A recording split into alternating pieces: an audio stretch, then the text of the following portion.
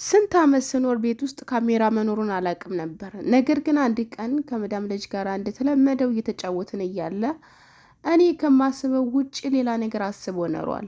የምሰራበት ኩሽና ድረስ መጣና ይላፋኝ ጀመረ። ያንን የተመለከተችው አሰሬ ግን በድንገት ደርሳ ሲጣ አደረገችኝ። የዛሬው ታሪክ እጅግ በጣም አሳዛኝ ታሪክ ነው። ለብዙዎቻችሁ ያስተምራችኋል ብዬ ስላሰብኩ ይዤላችሁ መጥቻለሁ። ይህን ቪዲዮ ላይክ እያደረጋችሁ ለሁሉም እንዲደርስ አድርጉ። ሰላም ሰላም፣ እንዴት ናችሁ? ውድ ሀገሬ ልጆች ደህና ናችሁ ወይ? እኔ ያለው እግዚአብሔር ይመስገን። እናንተም በያላችሁበት ዓለም ቅርንጫፍ ሰላማችሁ ብዝት ትርፍ ይበልኝ ይላለሁኝ። ዛሬ እንግዲህ እጅግ በጣም የሚያሳዝን ታሪክ ደርሶ ለሁላችሁም ይዤላችሁ መጥቻለሁ ማለት ነው። ለሁሉም በጣም አስተማሪ ስለሆነ በተለይ በአሁን ሰዓት እኛ አብዛኞቻችን የምናውቀው አንድ ነገር ካሜራ ይኸው ፊት ለፊት ላይ የሚታየውን ነገር ነውና አብዛኞቻችን ቤት በምን አይነት ሁኔታ ውስጥ እንደሚቀመጥ ምን አይነት ሁኔታ ውስጥ እንደሚያደርጉት አናውቅም። ይቸታችን እንግዲህ ድርግጣማት ነገር እጅግ በጣም ያሳዝናል። ከሴትዮዋ ጋር በጣም የተቀራረበች ጓደኛ ነበረች። ነገር ግን በድንገት ምን ተፈጥሮ ነው ታዲያ ሲጥ ያደረገቻ ሴትዮዋ የሚለውን ነገር ምነግራችሁ ይሆናል። እንግዲህ ታሪኳ ሲጀምር ቤት ውስጥ የደረሰ ልጅ አለ። በጣም ይወዳታል፣ ያፈቅራታል። እሷ ግን ምንም የምታውቀው ነገር የለም። ያው እንደተለመደው ጨዋታ ቀልድ ነው ብላ ሁልጊዜ እንደሚጫወቱት አይነት ቀልድ ይቀላለዳሉ። ታዲያ አንድ ቀን ማንም የለም ብሎ የምትሰራበት ኩሽና ድረስ ይገባል ማለት ነው። ከዛም በኋላ ከመጣ በኋላ ያው ኖርማል ጨዋታ ነው። እሷ ጋር ሌላ ነገር አላሰበችም፣ ሌላ ነገር አላቀደችም። ይላፋት ጀመር። እንግዲህ አብለው እየታገሉ እያለ ያልሆነ ቦታ ሲነካካ እሷም እንግዲህ እሱ ለመገፈተተን ሙከራ እያደረገች እያለ ቤት ውስጥ ያው ካሜራ ድብቅ ካሜራ ነበረ። እስከዚያ ቀን ድረስ ምንም የማውቀው ነገር የለም ነው ያለችው። ምንም የማውቀው ነገር የለም። ሴትዮዋ ድንገት መጣች። ምን እያረግሽ ነበር ከልጅ ጋር ብላ ሴጠን ያደረገችኝ። ጭራሽ ለልጇ ነው ሁላ ማገዜጅ የሞከረችው። ምክንያቱም እኔ ምንም የማውቀው ነገር የለም እስከ ዛሬም ድረስ ቁጭ ብሎ እንደሚያወራኝ እንደምናወራው ምናምን ነገር ነው እንጂ ሌላ ነገር ጭራሽ ምን ያላሰብኩትኝ የምሰራበት ኩሽና ድረስ የመጣው እሱ ነው። እና እንደዚህ እያደረጉ እንግዲህ ስታይ ለምንድን ነው ልጄ ላይ ምን አድርገሽበት ነው ልጄን ሳሄር አድርገሽበት ነው ወይ ምን አድርገሽበት ነው ልጄን እንደዚህ ልታማለዩ የቻልሽው በምንድን ነው ብላ ሲጥ አድርጋ ይዘኝ ምንም መተንፈስ ሁላን ያቃተኝ። እንዴት እንደምወዳት ሴትዮን የነበረ በጣም የምንቀራረብ ሰዎች ነበርን። በጣም ጥሩ ሰው ነበረች። የዚያን ጊዜ ግን ሌላ ሰው ሆነችብኝ። እኔ ደግሞ እስከዚያች ቀንና እስከዚያች ደቂቃ ድረስ ቤት ውስጥ ራሱ ካሜራ እንዳለ አላቅም ነበረ። ቤት ውስጥ እንግዲህ የዛን ቀን ታዲያ አፕሊኬሽን አውርጄ ቤቱን መፈለግ ጀመርኩኝ። ስፈልግ የተቀመጠው ሙከይፉ አጠገብ ነው እና በጣም ተገረምኩኝ። ካሜራ ራሱ አይመስልም። እና እህቶቼ ከኒ ተማሩ። እና አሁን ያለሁበት እዚያው ቤት ነው ያለሁት። ኮንትራቴን አልጨረስኩም። ወደ ቢሮ መመለስም አልፈልግም። ቢሮም ቢመለስ ራሱ በጣም ስቃይ ነው። ይህንን ስራ እንዴት እንዳገኘሁት እኔ ነኝ የማውቀው። በጣም ብዙ ልጆች እየተንገላቱ 6 ወር 7 ወር በብዙ ስቃይ ላይ እንደዚሁም ደግሞ ወረቀታቸው እየተቃጠለባቸው ወረቀታቸውን ደግሞ እዚያው በቢሮ እያሰሩ በጣም ብዙ ብር የሚገፈገፉ ሰዎች አሉ። እና የፈለገውን ያክል ሴትዮ ብትቀያየርብኝ ራሱ ኮንትራቴን ጨርሼ ወደ ሀገር የመመለስ ነው የፈለግኩት። ቢሮም መልሱ ይብላቸው ራሱ ቢሮዎችም አይመልሱኝም። ያለሁት እዚያው ቤት ነው። በሆንም ግን እንደዚህ ካደረገች በኋላ ሴትዮ እጅግ በጣም ሁሉም ነገር ቢያስጠላኝም ምንም ምርጫ ስለሌለኝ እዚያ ቤት ነው ያለሁት። እና ከኔ ታሪክ ተማሩ። ሁላችሁም ብትሆኑ ጥንቃቄ አድርጉ። ምንም እንኳን ወድጄና ፈቅጄ ያደረግኩት ነገር ባይኖርም ከበፊቱ መቀራረብ አልነበረብኝም ከሱ ጋራ። ከበፊቱ እንደ ጓደኛ እንደ ወንድም ማቅረብ እሱን አልነበረብኝም። እኔ እንደ ወንድም የነበር ማየው እንደ ወንድም የነበር ማቀርበው።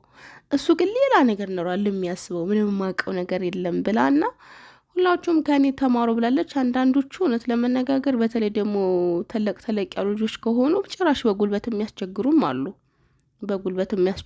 አሉና ጥንቃቄ አድርጉ። የሌላ ነገር ሌላ ሳውዲ አረቢያ ላይ ያለችው ሌላ መቼም ታውቋታላችሁ ብዬ አስባለሁኝ። በእሷ ላይ የደረሰው ነገር ተመሳሳይ ነው። ልጁ እንግዲህ እንደዚህ አይነት ነገር ሊያደርስባት ሲል ነው እሷ ራሷ ለመከላከል ብላ እንደዚህ ያደረገችው። ያው እድሜዋን ጨረሰች፣ እድሜዋን በላችሁ በእስር ቤት። አሁንም ቢሆን ማንም ሰው ዞር ብሎ አላያትም። አንድ ሰሞን ሾይ ሆይ ይላሉ። ከዛም በኋላ ደግሞ ጸጥ ብለው ይረሷታል። ምንም መፍትሄ የሌለው ነገር ሆኗል የሷ ነገር። ያው በዚህ ጉዳይ ነው እሷም እዚህ ጉዳይ ውስጥ እዚህ ጉድ ውስጥ የገባችው። እንደው ፈጣሪ ከእንደዚህ አይነት ነገር ይሰውረን። ትልቅ ወንዶች ያሉበት ቤት ምሰሩ ከፍተኛ ጥንቃቄ አድርጉ። ተደፈርም ብትሉ ምንም ብትሉ ራሱ አይሰሟችሁም። የሆነ ነገር አድርጋበት ነው እነዚህ እንደዚህ ያደርጋሉ ምናምን። እኛን ደግሞ እንደዛ ነው የሚያስቡ፣ ለምን እንደሆነ አላውቅም። እና ጥንቃቄ አድርጉ እህቶቼ። ቤቱንም ቢሆን ሁልጊዜ በነጋ ቤታችሁን ቼክ ለማድረግ ሞክሩ። እነሱን አትመኑ። እኔ ከሴትዮ ጋር በጣም የተቀራረብኩ ነበርኩኝ። እንደዚህ ታደርጋለች ብዬ ሁሉ አላሰብኩም ነበረ። እና ልጁ ኩሽና ገብቶ ምናምን ሲላፋት ያለውን ነገር ምናምን ነገር ቤት የለችም እሷ። እንዴት ነው ስታደርግ የነበረው ምናምን የምናደርገውን ነገር ሁሉ እያንዳንዱ ነገረችኝ። እና ይሄን ነገር ማየት አለብኝ ብዬ ሳይ አጠገቤ ከሙከየፍ ስር ነው ኩሽና ውስጥ የተቀመጠው አለች። እና ሁላችሁም የኔን ታሪክ ትምህርት የሆናችሁ ዘንድ ነግሬያችኋለሁ። ለእኔም በጸሎታችሁና በዱዓችሁ አስቡኝ ብላለች እህታችን። በጣም ነው የሚያሳዝነው የሰው ቤት ስቃይ በጣም ከባድ ነው። በተለይ በአሁኑ ሰዓት ደግሞ ስራም የለም። ስራም ልቀይርም ብትሉ ከባድ ነው።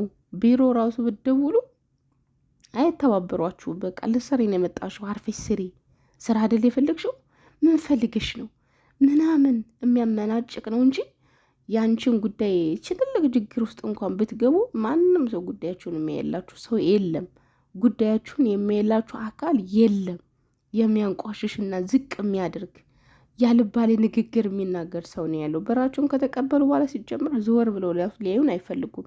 ስለኛ ራሱ እንዲወራባቸው አይፈልጉም። እና በጣም ያሳዝናል። የኛ ነገር ደግሞ እጅግ በጣም የዘቀጠ ነገር ነው ብዬ ነው ማስበው። የኛ አበሾች ነገር እጅግ በጣም ነው የሚያሳዝነው። በቃ ከቆንስላም ከምንም ድረሱ እንኳን ቢባሉ አይደርሱም። እናቶቼ ከፍተኛ ጥንቃቄ አድርጉ። በእኔ የደረሰ በማንም አይድረስ። ነፍስ ለትንሽ ነው የተረፈችው ብልሃታችን መልእክቷን አስተላልፋለች። እኔም እንግዲህ ያለውን ነገር ለአንድ ሰውም ለሁለት ሰውም ቢጠቅም ይህ መረጃ ብዬ ወደ እናንተ ይዤላችሁ መጥቻለሁ። በተለይ ቤታችሁን፣ ሽንት ቤታችሁን ምናምናችሁን ፕሊዝ ቼክ አድርጉ። ይሄ በጣም ቀላል ነገር ነው ማለት እሷ እንደዚህ ከልጁ ጋር እንደዚያ ሆነ፣ ግን ሽንት ቤት ድረስ አድርገው ራሱ የሚከታተሉ ሰዎች አሉና እርቃናችሁን ሆናችሁ ምናምን በቃ ማይሆን ነገር ይዘውባችሁ እድሜያችሁን እነሱ ቤት እንዳጨርሱ ስንት ልጆች አሉ። በእንደዚህ አይነት ምክንያት እድሜያቸውን ሰው ቤት የሚጨርሱ በዚህ አይነት ቪዲዮ ሽረቃለው እንደዚህ ያደርጋለው ምናምን በፍቅረኛቸው ብራቸውን የሚጨርሱ ሰዎች አሉና ጥንቃቄ አድርጉ። እንግዲህ ተስፍሽም ያስተላለፈው መልእክት ነገራችኋለሁ ከዚህ በፊት።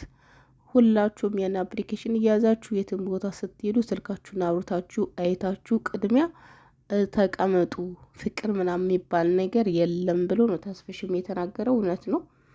በአሁን ሰዓት ፍቅር የሚለው ቃል ብቻ ነው እንጂ ያለው ተግባሩ የለም። አፋችን ላይ ነው እንጂ ልባችን ውስጥ የለም ያ ነገርና ፈጣሪ ትክክለኛ ፍቅር ለሁላችን የሚያድለን እላለሁ። በድጋሚ እስከምንገናኝ ሰላማችሁ ይብዛልኝ።